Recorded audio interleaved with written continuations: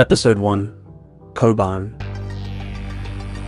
They used to call me Koban's Edge.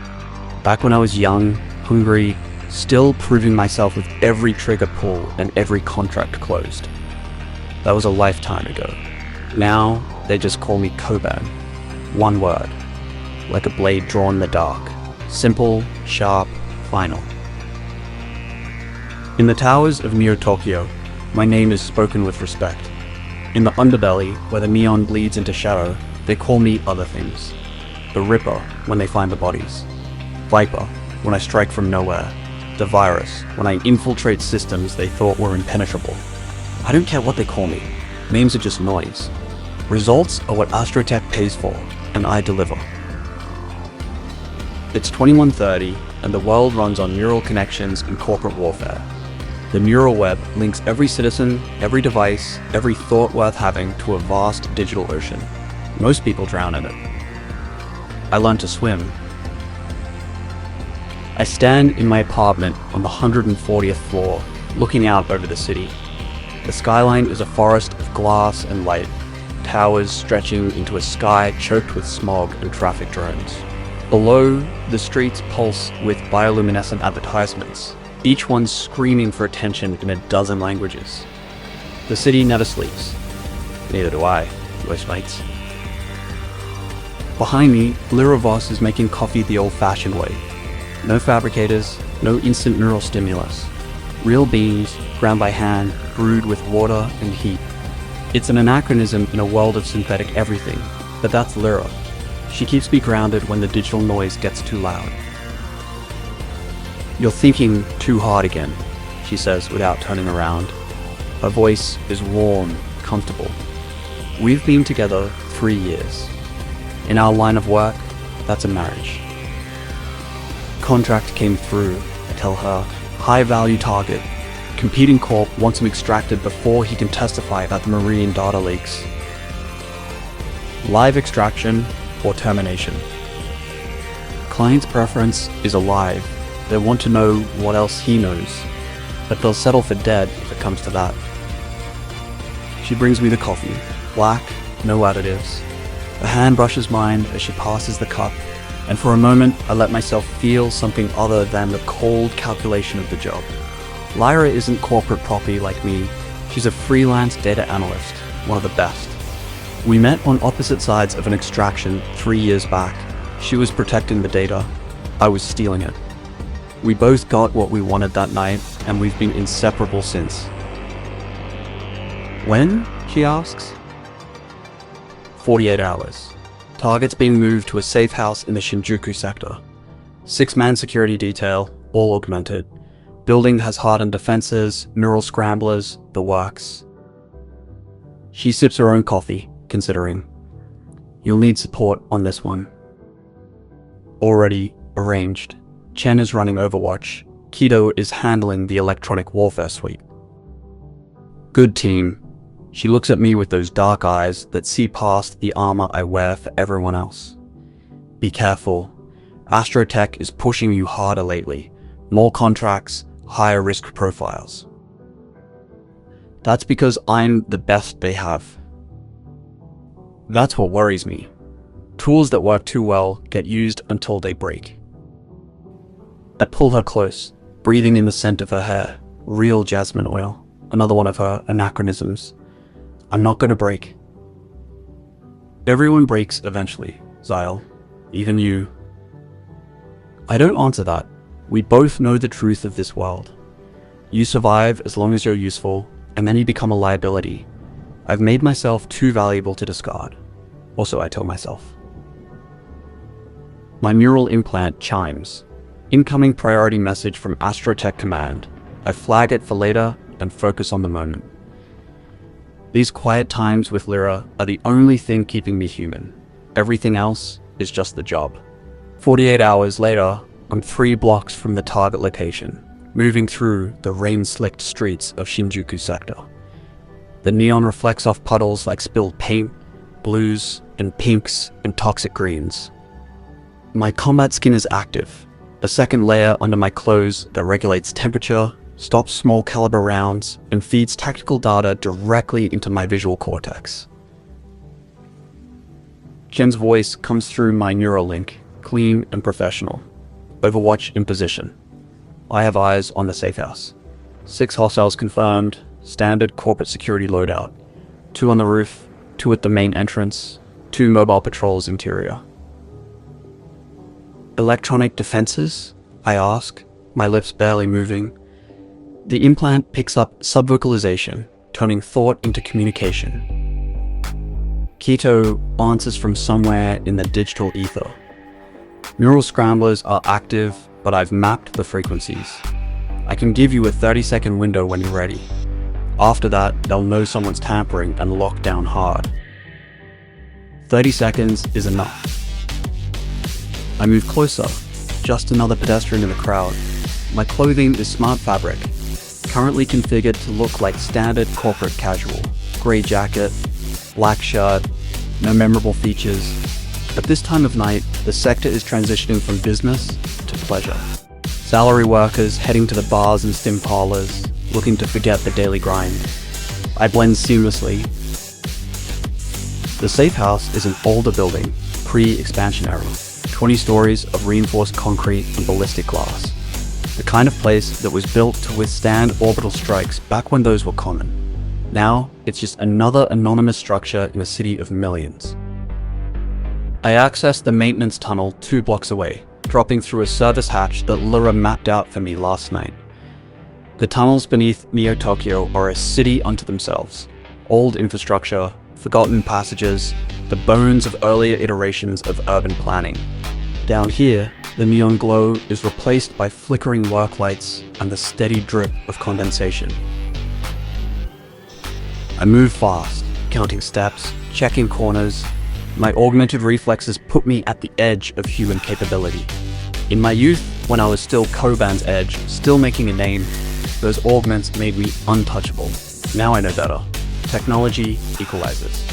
Give a mediocre operative top-tier augments and they become dangerous. Give an elite operative the same augments and the only advantage left is skill.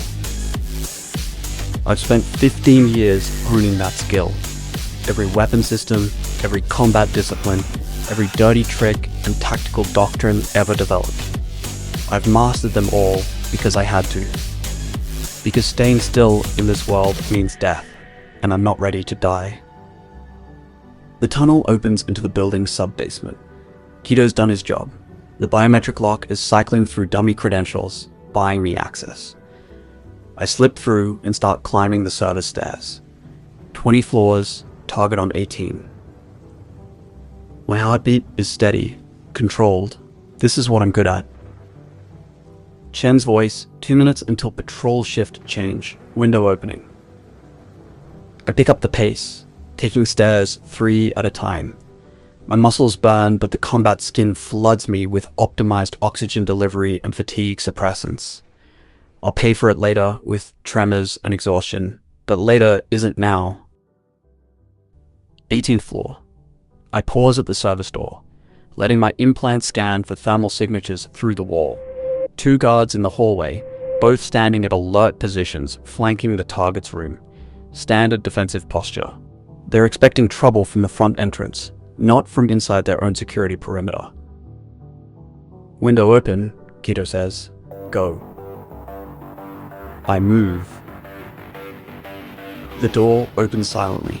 Keto's override, and I'm in the hallway before either guard can process what's happening. The first one goes down with a nerve strike to the brainstem, precise and non-lethal. They'll wake up in an hour with a headache and no memory of the last 5 minutes. The second guard is faster, already reaching for his sidearm, but I'm inside his reach before he can draw. Elbow to the throat, knee to the solar plexus, another nerve strike. He drops. 10 seconds elapsed. I'm at the target's door. The room beyond is locked with a cipher seal, military grade. It would take Keto 5 minutes to crack it properly. I don't have 5 minutes. I plan a shaped charge, miniaturized, focused, then step back. The explosion is barely louder than a cough, but it turns the lock mechanism into slag. I kick the door open and enter fast, weapon up. The target is exactly where intelligence said he'd be.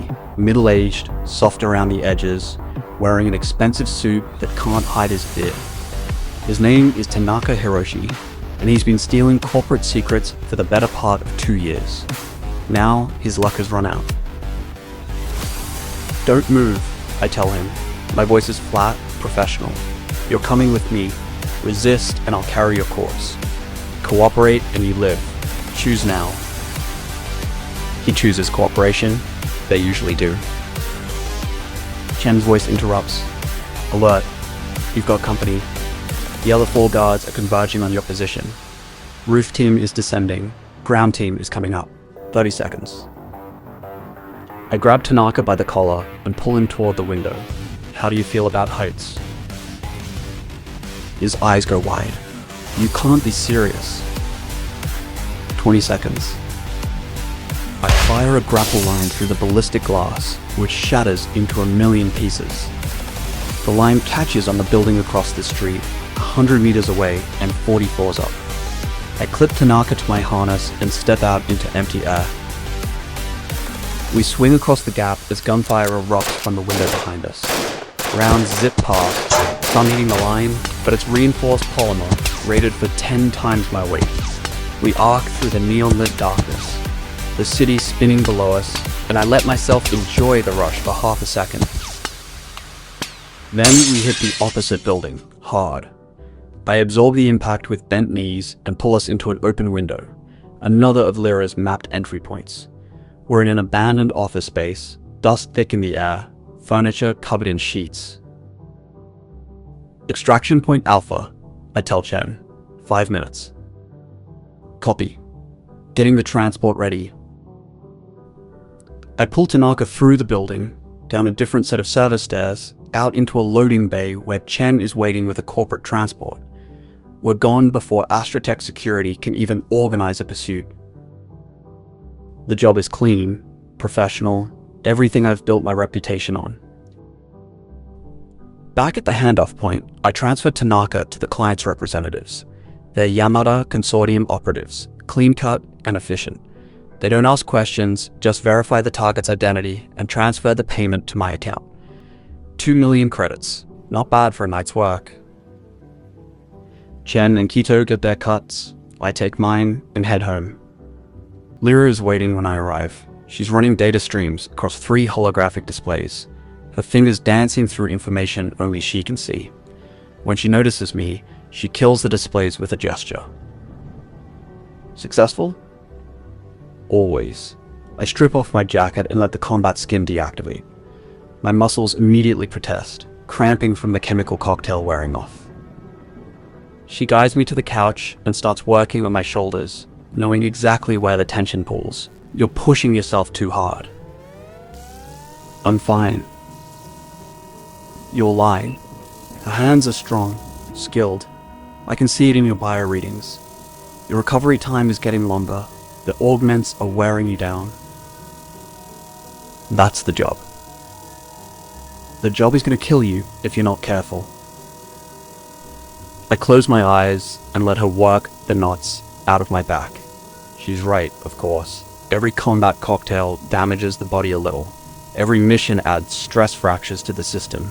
I'm 34 years old, and some days I feel twice that. But what's the alternative? This is who I am. This is what I'm good at. My neural implant chimes again. Another priority message from AstroTech Command. This time, I can't ignore it. I flag the message and open it in my visual overlay. The content is brief. New contract. High priority. Titan project target. Details to follow. Something about the message makes my skin crawl. Titan project. I've heard rumors about that designation. Black Ops work, the kind that doesn't officially exist. The kind that crosses lines even corporations pretend to respect. "What is it?" Lira asks, reading my tension. "New contract. Big one." She stops massaging and comes around to look at me. "You don't sound happy about it." "I'm not sure yet." The details come through. Target designation, Blackwood Station. Objective, data retrieval and facility neutralization. threat assessment, extreme, compensation, 10 million credits. 10 million, that's retirement money. That's walk away and never look back money. That's also the kind of money they pay when they expect you not to walk away at all. I don't like this, Lira says, reading the data over my shoulder. Titan project contracts have a reputation. People who take them don't always come back. People who turn them down don't always stay employed. Then maybe it's time to stop being employed. I look at her, really look at her. She's serious. She's been thinking about this, probably for months. The idea hangs in the air between us, tempting and terrifying in equal measure. We could do it, she continues. Take what we've saved, disappear into the outer sectors. Find a colony station where corporate reach is limited. Start over. It's a beautiful dream. For about 5 seconds, I let myself believe it's possible. Then reality crashes back in. They'd find us. AstroTech doesn't let assets just walk away. You know that. Then what? You keep taking contracts until one finally kills you? Until I'm identifying your body in some corporate morgue? I take this contract. I do it right. I collect 10 million credits, and then I have leverage. Enough money to make myself more valuable alive than dead. Then we talk about walking away. She doesn't believe me.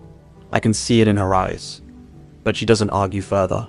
She knows me well enough to know when my mind is made up. When do you leave? 72 hours. I need to review the briefing materials and assemble a team. Take Chen and Quito. They're solid. I will. She kisses me then, hard and desperate, like she's trying to memorize the taste of me. When we break apart, she says, "Promise me you'll come back." I promise. It's a lie, and we both know it. In this business, you don't make promises you can't keep, but sometimes the lie is all you have to hold on to. The next 72 hours are a blur of preparation. I review the Titan project briefing materials 3 times, memorizing every detail. Blackwood Station is a remote research facility in the industrial wastes north of the city. Official records list it as decommissioned. Actual status: active black site conducting classified research. The data I'm supposed to retrieve relates to something called Project Lazarus. The briefing is vague on specifics, just emphasizes that the data cannot fall into competitor hands and the facility must be sanitized after extraction.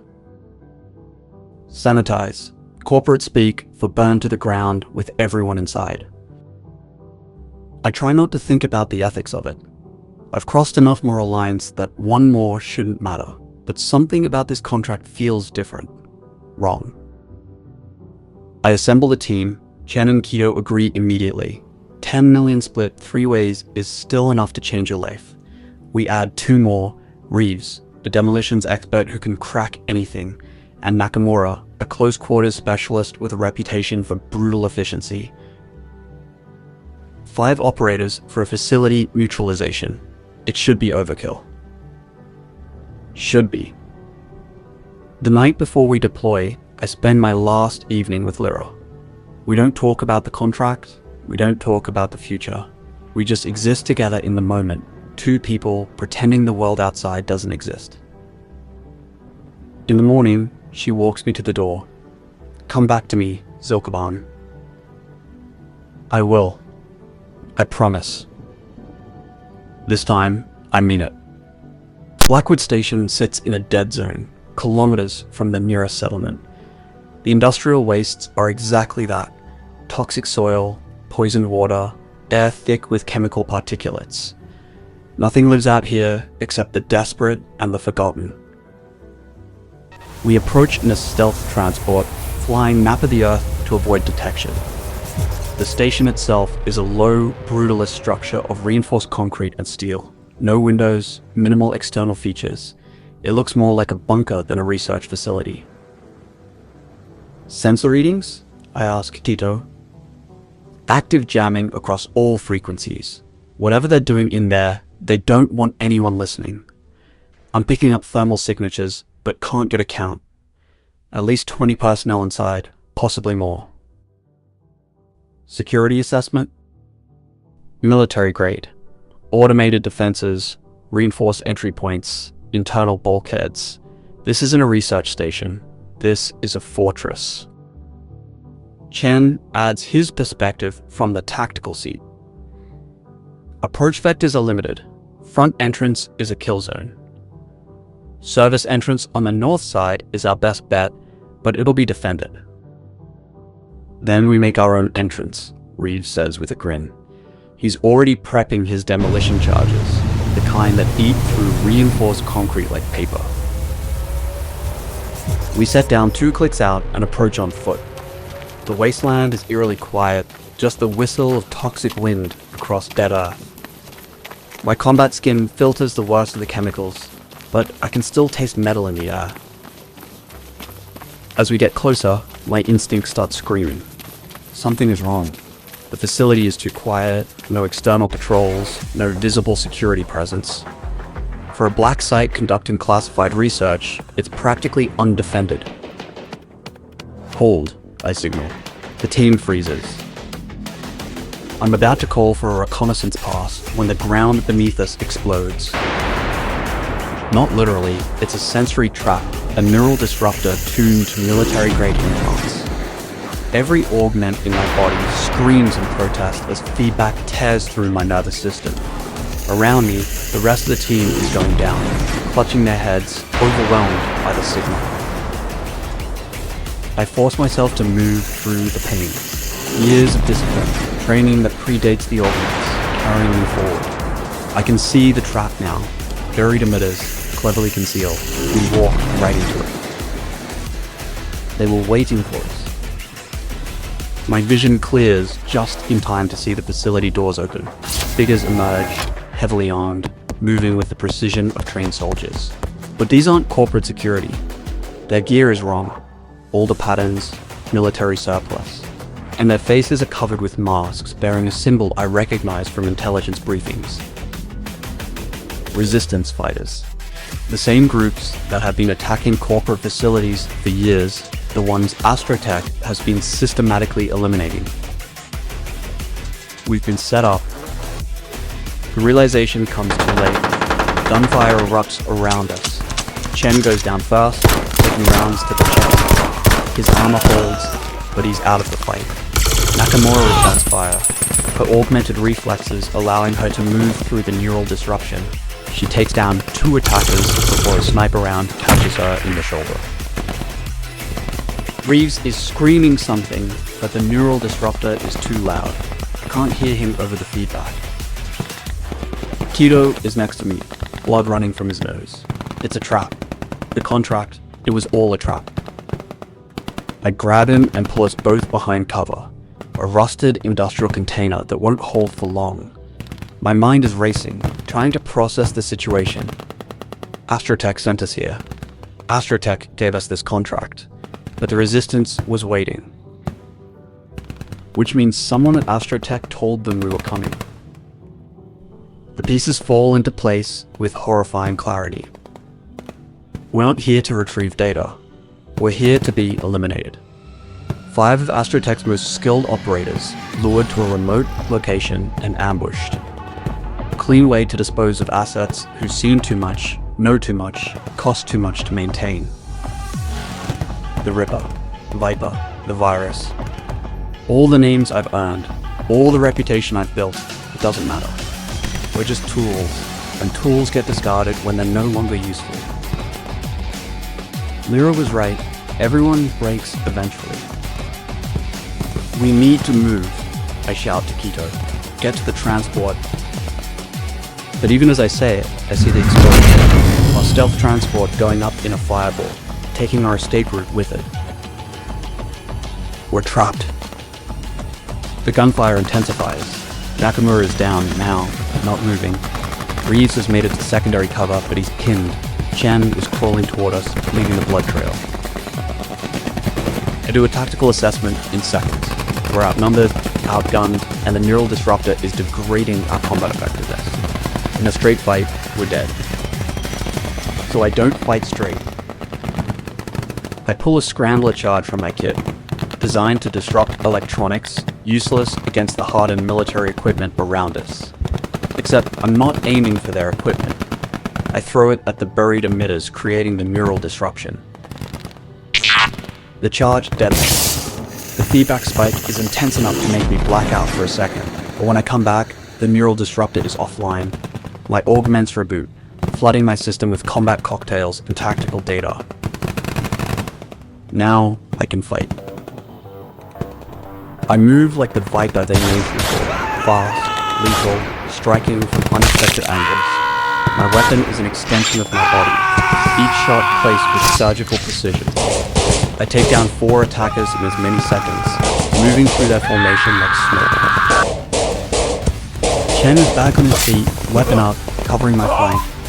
Reeves lays down suppressing fire, giving us room to maneuver. Together, we push back the assault, turning the ambush into a firefight. But there are too many of them. For every one we drop, 2 more appear from the facility. They're not trying to capture us, they're trying to kill us. And they're succeeding. A round catches me in the leg. My armor takes most of it, but I feel something crack.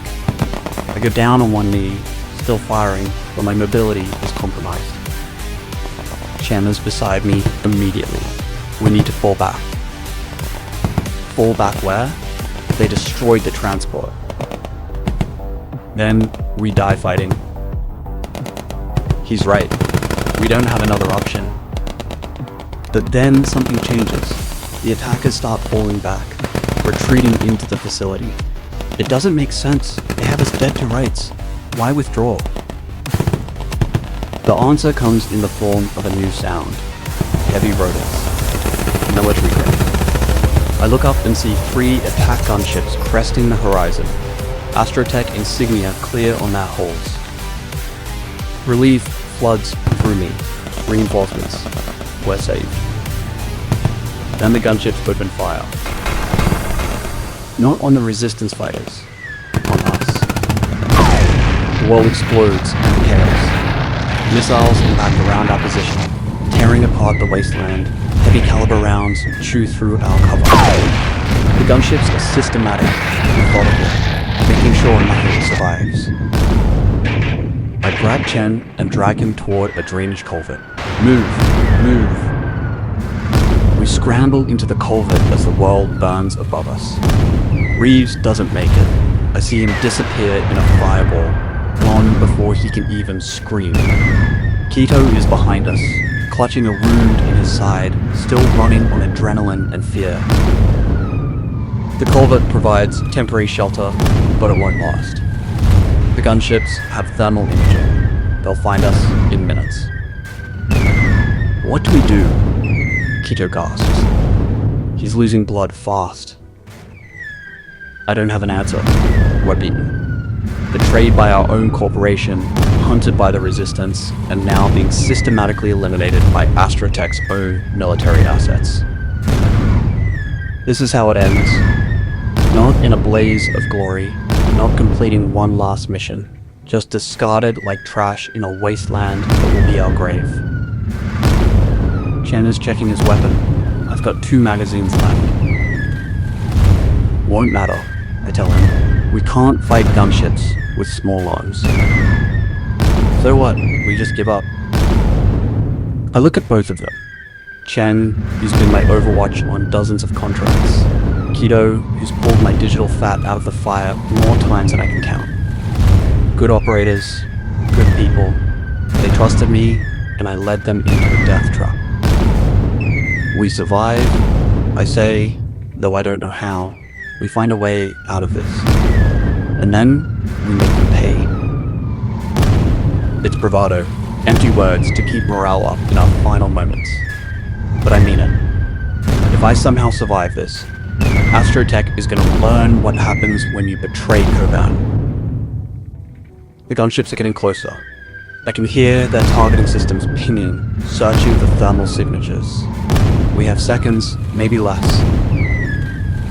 Then Keto says there's a bunker entrance, underground facility. I'm picking up the signature through the building plans.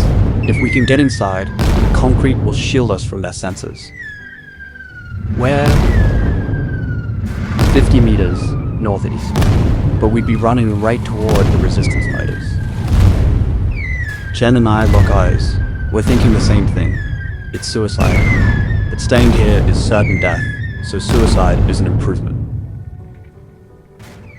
On 3, I say, we run, we don't stop, we don't look back. 3, Chen says. 3, Keto echoes. We burst from the culvert and sprint toward the bunker entrance. The gunships spot us immediately. The world becomes sound and fury, explosions tracking our path. I'm running on a broken leg, but the combat cocktail makes me numb to everything except forward momentum. The bunker entrance is a rusted hatch set into the ground. We're 20 meters away. 10, 5. Chen goes down. I see it happen. A round catches him in the back, punches through his armor, exits through his chest. He's dead before he hits the ground. I don't stop. Can't stop. Keto is beside me, both of us running on nothing but will and chemical enhancement. We hit the hatch together. It's locked, but Keto overrides it in 2 seconds. His specialty, his gift, his reason for being on this team. We drop through as missile fire impacts where we were standing. The hatch slams closed above us, and we're falling into darkness. We hit bottom hard. I feel something else break, maybe a rib. Keto lands beside me with a wet sound that means internal bleeding. We're in some kind of access tunnel, old and forgotten. Emergency lighting flickers, barely functional. The walls are covered in cables and pipes, pre-war infrastructure that hasn't been maintained in decades. Above us, I can hear the gunship circling, searching for confirmation of kills. They won't find it. Not yet. Keto is coughing blood. His wound is worse than I thought. That was stupid, he manages. We're trapped down here. He's right. We've traded one death for another, but at least this one buys us time. How long can you hold on? I ask him. Long enough to get you one last gift. He pulls out a data crystal, the kind used for deep storage.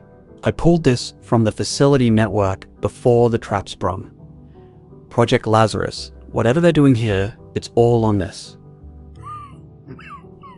I take the crystal. It's warm from his body heat, slick with his blood. Upload it, Keto says, to the resistance, to the press, to anyone who will listen. Make sure everyone knows what AstroTech did here. Stay with me, we'll get out of this together. No, he coughs again, more blood.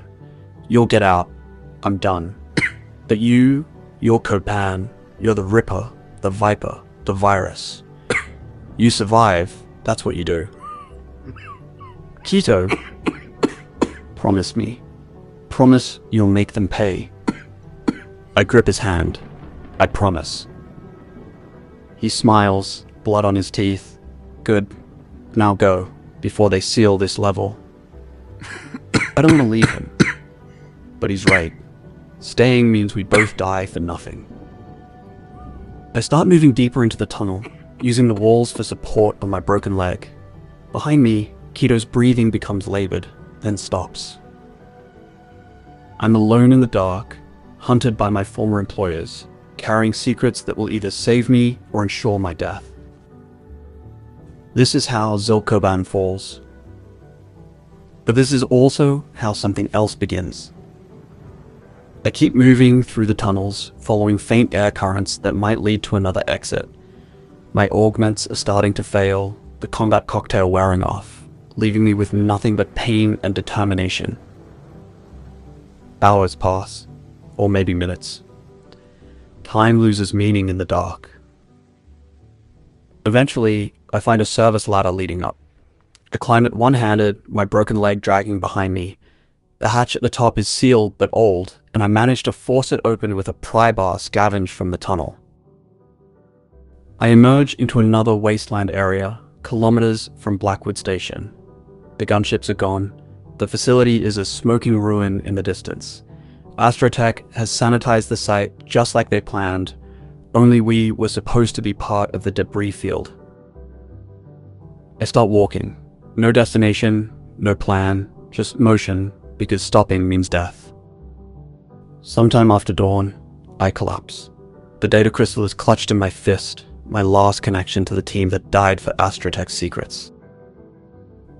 I think about Lira, waiting for me in our apartment.